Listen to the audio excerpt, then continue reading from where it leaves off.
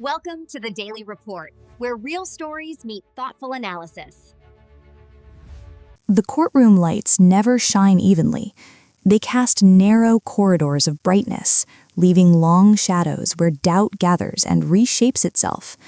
In the center of this fractured glow stands a case that has drifted far beyond the boundaries of legal filings.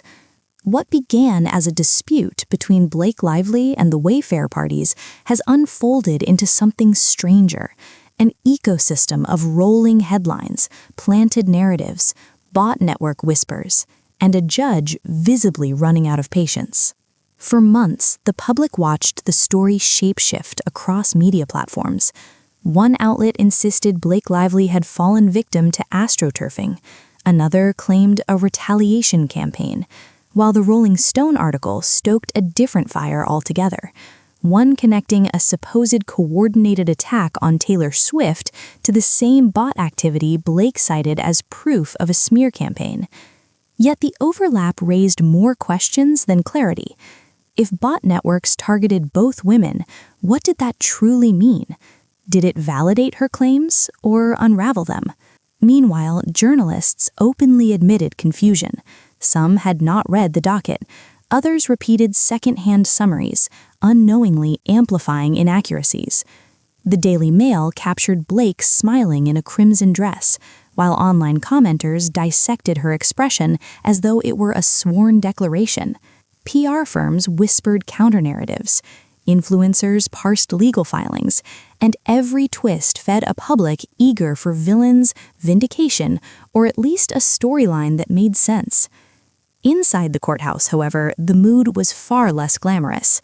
The judge, burdened by an overflowing calendar and higher-stakes criminal cases waiting in line, began pressing the parties toward a settlement conference, a structured intervention led by Magistrate Judge Sarah Cave, now a mandatory step, with contempt of court attached for non-compliance. Behind sealed documents lay admissions, contradictions, and a trail of revisions, some written by Blake, others revealed later to be penned by Ryan Reynolds, all now feeding the question that neither side could escape. If the public story was shifting, what would happen when the sealed evidence finally emerged into the light? And as the settlement order tightened around them, one truth became clear: the real unraveling had only just begun. The moment the settlement order dropped, a noticeable pulse ran through the legal world, an unmistakable signal that the court had reached its threshold. It wasn't framed as a suggestion. It wasn't a polite nudge. It was an instruction wrapped in the unmistakable authority of federal procedure. Blake Lively and the Wayfair parties must appear, must participate, and must engage, or face contempt of court. The words struck with the weight of a gavel. No more evasions, no more scheduling dance. The time for negotiation had arrived. But settlement conferences aren't simply rooms where numbers are traded. They are psychological pressure chambers. Under Magistrate Judge Sarah Cave, who has developed a reputation for navigating high-conflict disputes, the upcoming session promised something more intimate, more revealing. Behind closed doors, each side would be confronted not just with the strength of their own claims, but the weaknesses they've tried to shield from public view. For Blake, that included the growing list of 56.1 undisputed facts, admissions that complicated the narrative of a clean-cut retaliation campaign. Among them, the revelation that the much-debated rooftop scene revisions had been written not by her, but by Ryan Reynolds, a fact concealed beneath layers of messaging and emotional urgency. For the Wayfair teams, the settlement presented a different opportunity, one supported by the flow of recently unsealed pieces of evidence and by Blake's own acknowledgments that stories were planted, the New York Times was involved, and the original narrative had been less stable than it first appeared. Each admission chipped away at the image of a targeted victim, replacing it with a more tangled, less predictable story. Outside the courthouse walls, the media continued its frenzy. The Rolling Stone bot network revelations, the insinuations linking Blake's alleged smear campaign to patterns also found around Taylor Swift, and the confusion over Gouda's involvement created an environment where public sentiment flickered unpredictably. PR narratives clashed like storm fronts. Online commentary grew sharper. Careers hung in limbo. But inside, the looming settlement conference meant something far more immediate. Blake Lively and Ryan Reynolds would soon face a magistrate judge trained to dismantle illusions. And as both sides prepared their arguments, a deeper question surfaced, one that neither party was ready to answer. What happens when every protected secret becomes a negotiation tool?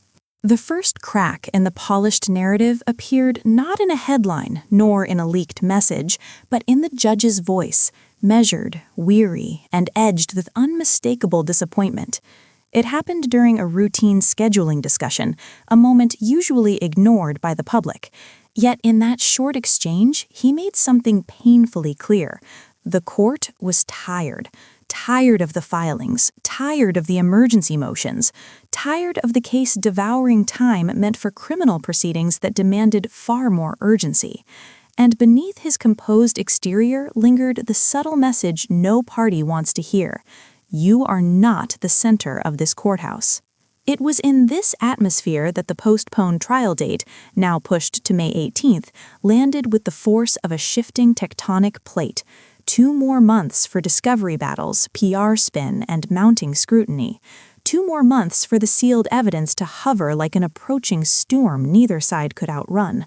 The delay wasn't just procedural, it reset the psychological landscape entirely. For Blake, the postponement intensified pressure she could no longer deflect.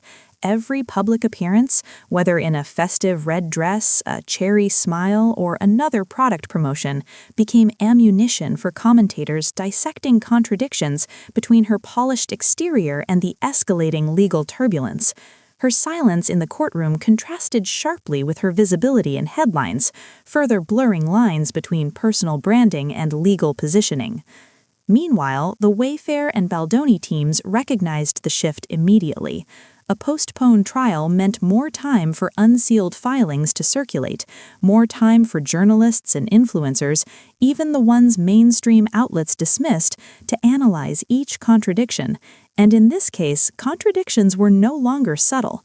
The acknowledgments of planted stories, the admission of misusing legal mechanisms, the unraveling of the rooftop scene revision timeline, each one eroded confidence in the original narrative Blake presented to the public. But what most unsettled observers was the judge's next instruction. Both sides must meet to determine what would be sealed and what would be unsealed going forward. He framed it as administrative necessity, but the implication was unmistakable.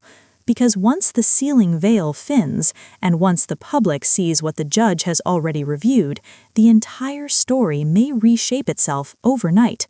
And as the date of the settlement conference approached, another question flickered in the background. What happens when both truth and strategy demand the same documents be exposed? The Rolling Stone headline ignited the next wave of confusion, an article meant to illuminate a coordinated online attack on Taylor Swift, yet it managed to pull Blake Lively's case into its orbit with a single destabilizing implication. Researchers claimed the same bot network pushing inflammatory narratives about Taylor had also targeted Blake. At first glance, it seemed vindicating, but beneath the surface, the connection only deepened the fractures already forming in Blake's storyline. Because the moment the bot network theory entered the discourse, analysts began comparing the two situations side by side, and questions emerged, questions the article had not anticipated. If Taylor's attack centered on clear, documented conspiracy theories, where were the equivalent false narratives about Blake? If both women were allegedly targeted, why did Taylor Swift's album soar to historic success while Blake's reputation crisis intensified? And the most uncomfortable contradiction of all, if the same bot network targeted both of them, how could Blake's theory of a retaliation campaign orchestrated by Baldoni or Wayfair still hold? Nothing in the evidence suggested they had either motive or history with Taylor Swift. The involvement of Gouda, the research company analyzing the bot traffic, added another twist of ambiguity. If Blake or anyone on her team had commissioned that analysis, it raised strategic questions. Was the Rolling Stone piece a genuine investigative effort or part of a larger PR pattern? Some observers suspected the latter, especially when the article's claims began mutating through international reporting. One Norwegian outlet rewrote a line so drastically that it transformed speculation into supposed fact, asserting that scientists found lies spread about Blake, despite Rolling Stone never stating that at all. It was a modern demonstration of how quickly narratives evolve once they leave their origin. Yet hidden beneath all the analysis was a deeper tension. The bot story risked undermining Blake's legal claims more than supporting them. If conspiracy-driven bot attacks were common, practically background noise in celebrity culture, then her portrayal of catastrophic damage seemed increasingly difficult to sustain. But the real shock came when observers remembered something Blake's supporters preferred to forget: the mysterious involvement of Nick Shapiro, the ex-CIA consultant she had enlisted and who then seemed to disappear from public view. And as speculation grew around what he had been tasked to uncover or conceal, another layer of the case began to tremble, hinting at the revelations still waiting behind sealed files.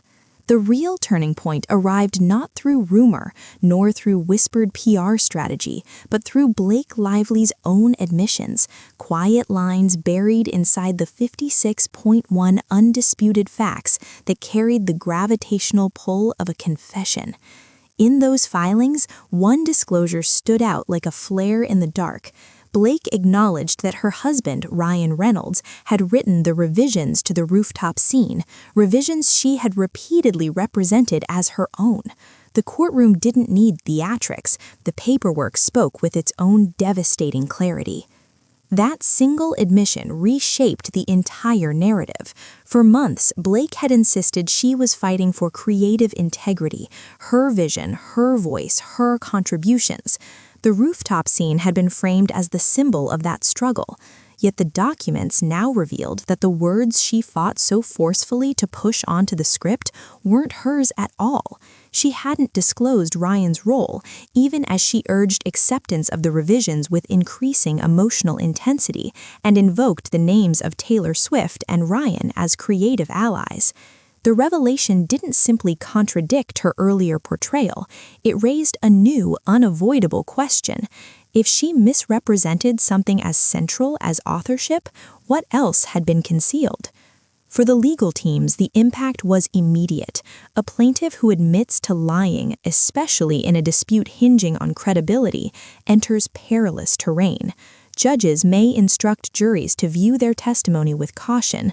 Opposing counsel can leverage inconsistency like a blade. And the more analysts reviewed the filings, the more inconsistencies emerged. Blake's own statements contained a chain of contradictions, the kind that in front of a jury can unravel an entire case thread by thread. Outside the courthouse, the public felt the shift before the headlines caught up. Commentators began questioning why Blake would claim catastrophic reputation harm while continuing high-visibility promotional appearances. Even the Daily Mail's glowing coverage of her crimson dress outing couldn't counter the intensity of the online backlash. Her every public moment became a mirror, reflecting an increasingly fractured image. And yet, this was only the beginning, because buried deeper in the filings was another admission, one far more volatile. Blake acknowledged planting stories in the media, stories intended to portray Justin Baldoni as abusive, chauvinistic, and dismissive. And once that revelation surfaced, the question was no longer whether the narrative was cracking, it was how far the break would travel. The admission about Ryan Reynolds was damaging, but it was nothing compared to what came next. When analysts reached the section detailing Blake Lively's interactions with the press, the tone of the filings shifted. No longer were they parsing subtle inconsistencies or soft denials. Instead, they encountered a direct acknowledgement that Blake's team had planted negative stories about Justin Baldoni, pieces crafted to portray him as abusive, chauvinistic, controlling, and creatively dismissive. It wasn't rumor, it wasn't speculation, it was written in her own filings like a match held over dry grass. The most striking example was the August 9th Daily Mail article, a piece now known for framing Baldoni as a man who did not empower women and who shut down female creative voices. At the time, the article had ignited a frenzy. Commentators believed it represented the hidden truth of the production. Influencers and journalists repeated its claims with certainty. But now, with Blake's own filings confirming that Leslie Sloan, her team's representative, had planted the story, the narrative shifted from victimhood to orchestration.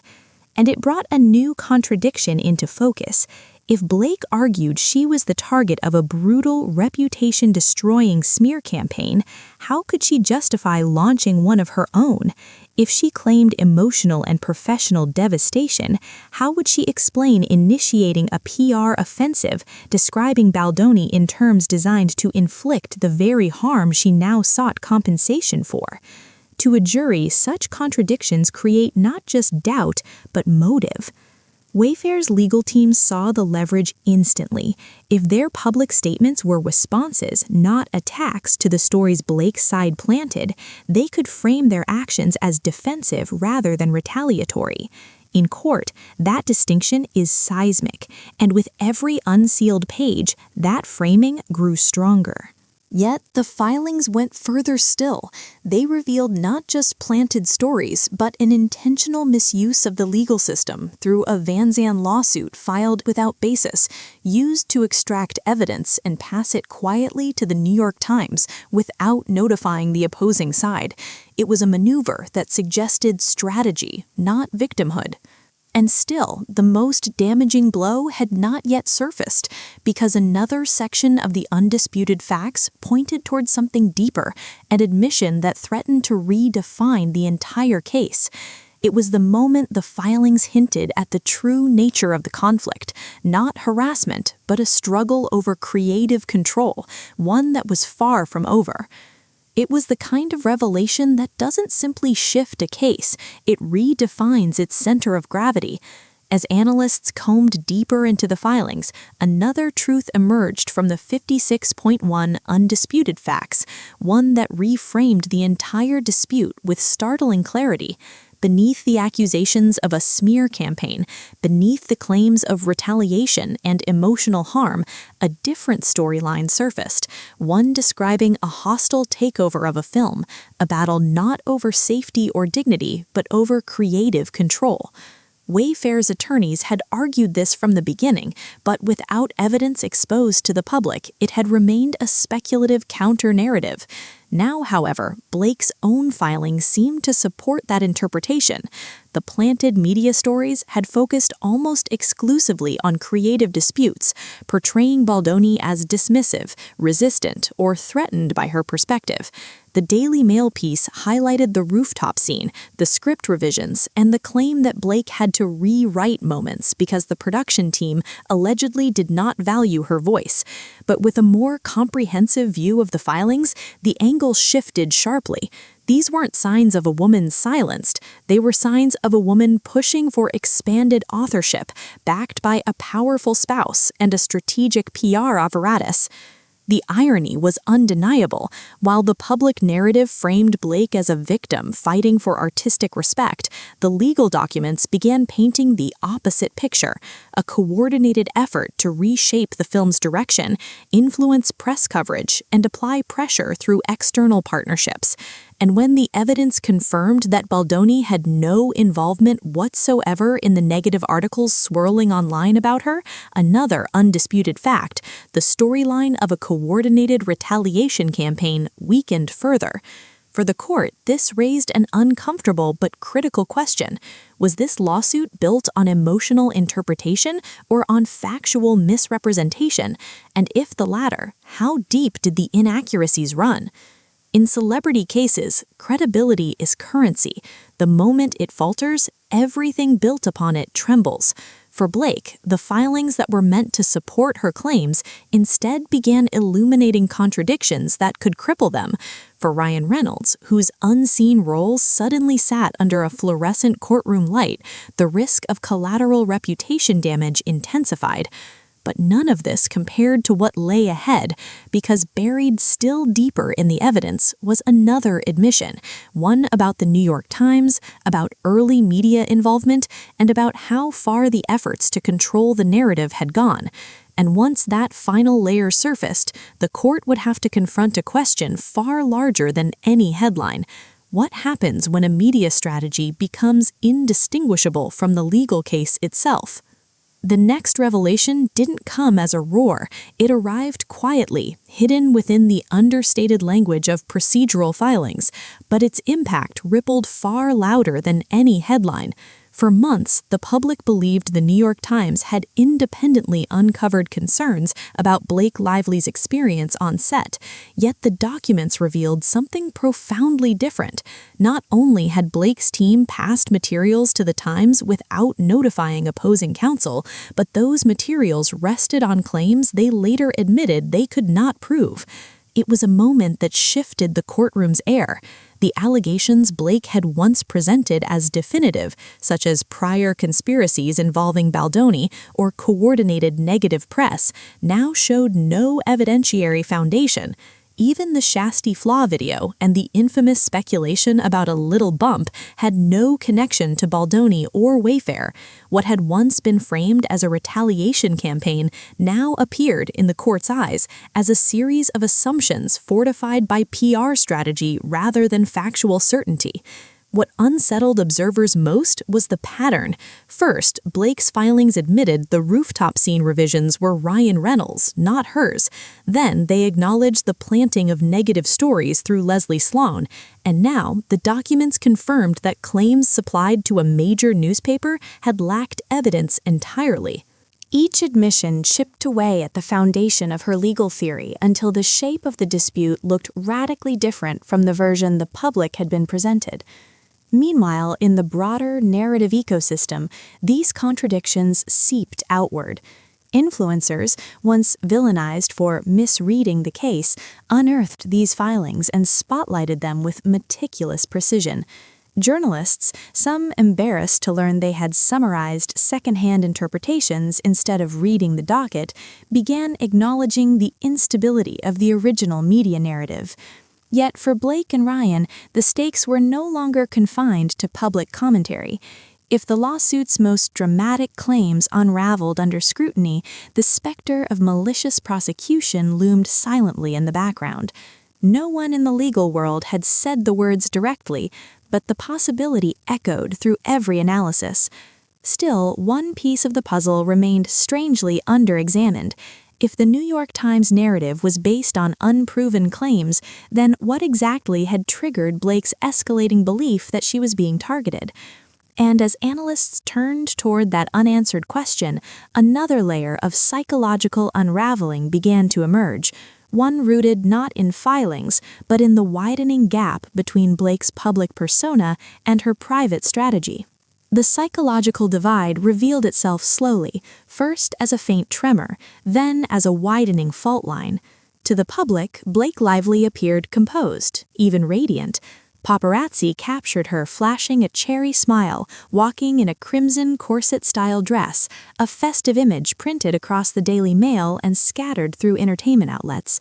But behind the curated brightness, a different narrative unfolded, one shaped by mounting legal pressure, shifting evidence, and a growing dissonance between her outward confidence and the internal unraveling documented in court. Observers noted the contrast immediately. Every new filing brought admissions that contradicted earlier statements.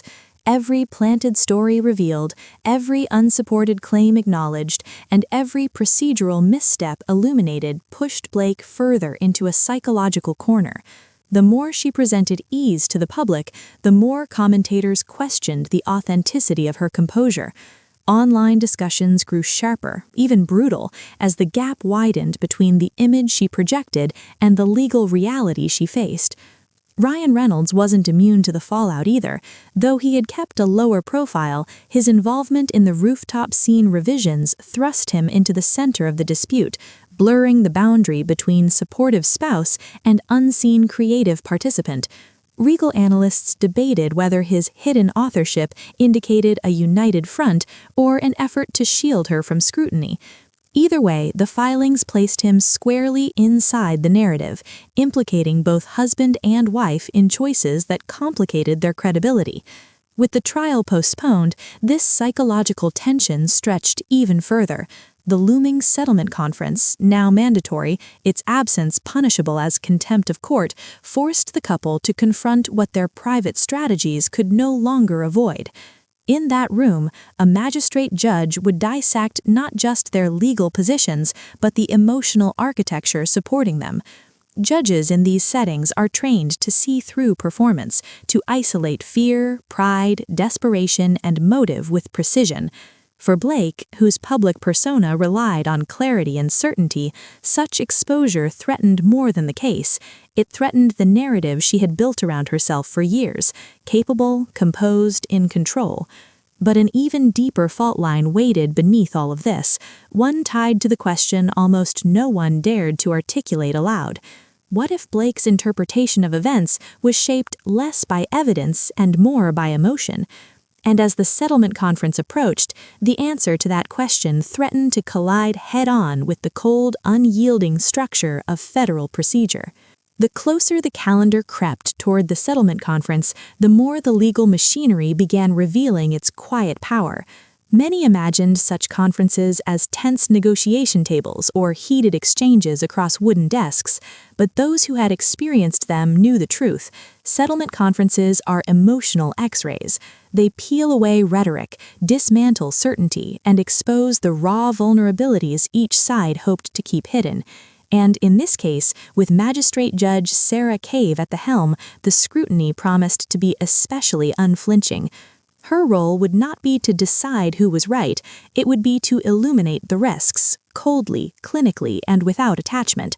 She would outline the evidence's weak points, the inconsistencies that could sway a jury, and the dangers of allowing sealed information to seep into public record.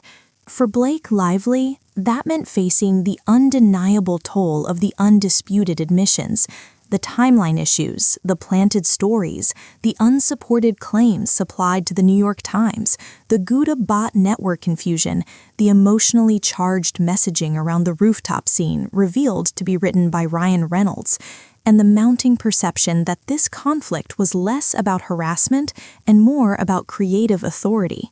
For Wayfair and Baldoni, the risks were different but equally consequential. A public trial of this magnitude could fracture reputations, delay productions, and generate headlines that overshadowed any eventual vindication.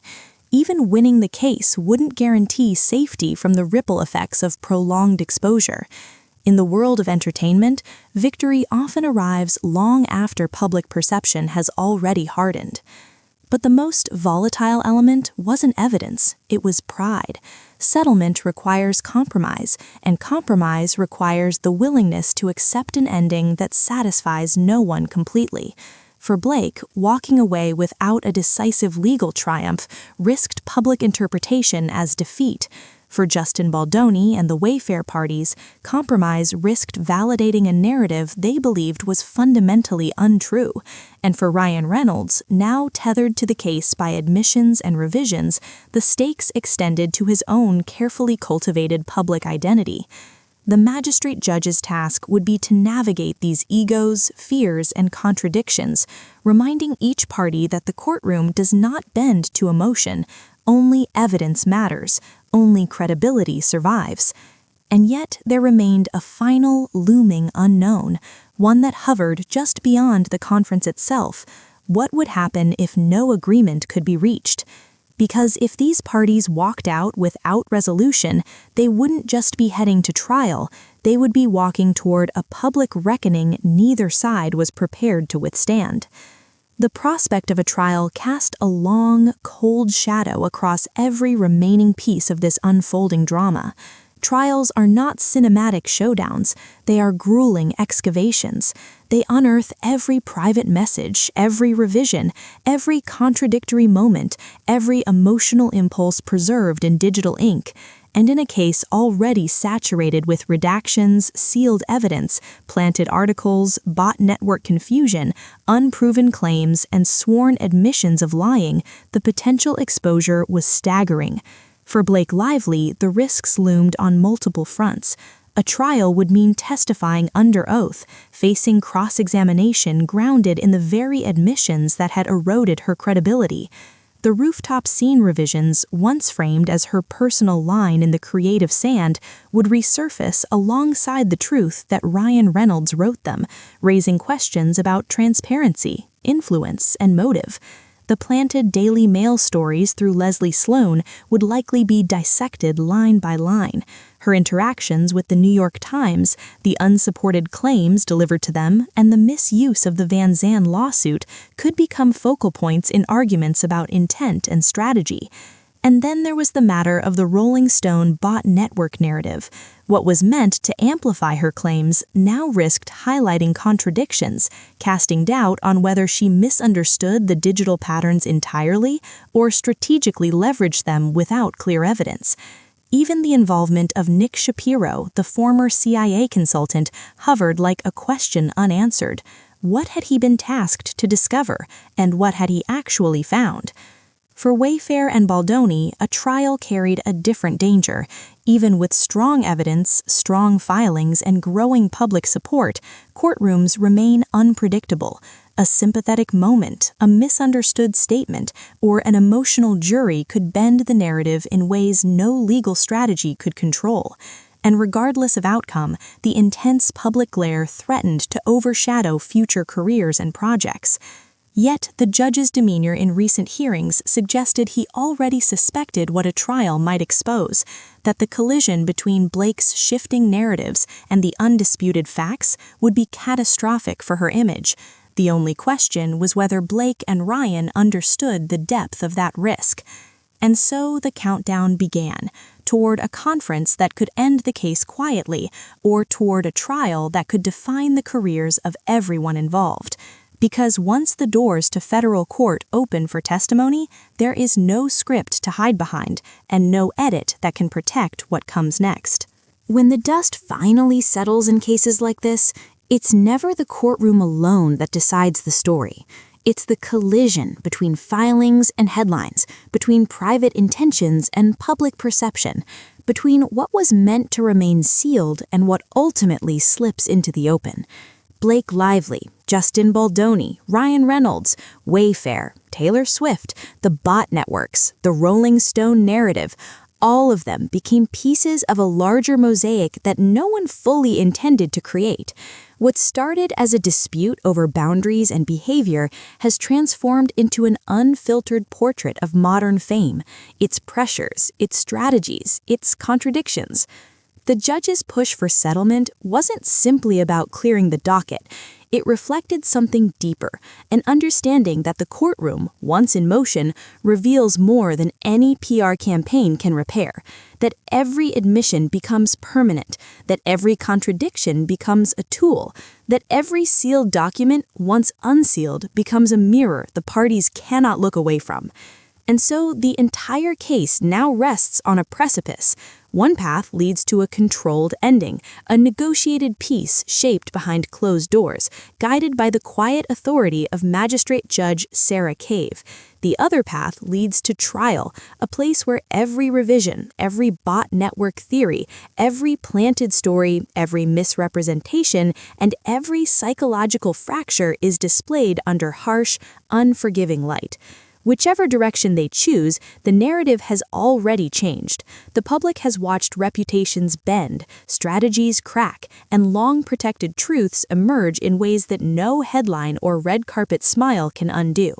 And somewhere in the center of it all, the question remains, was this ever a story about harassment and retaliation, or was it always a story about control?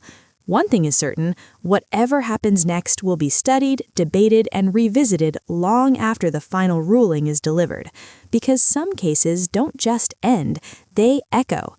If you want to follow every twist as this saga continues to unfold, make sure to like this video, subscribe to the channel, and hit the notification bell so you never miss an update.